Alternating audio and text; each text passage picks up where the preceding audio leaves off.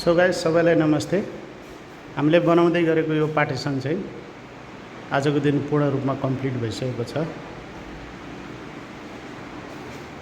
यो ढोकाहरू सबै कम्प्लिट भइसकेको छ। अब कलर गर्ने प्रक्रियामा छौँ।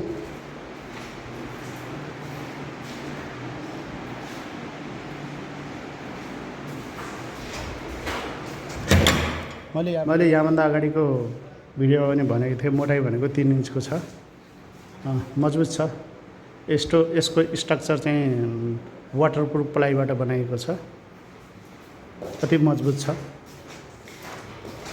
अब बचेको प्लाईबाट हामीले यो जुत्ता र्याक बनाउने भन्नुभयो साइजले, अनि जुत्ता र्याक बनाएका छौँ।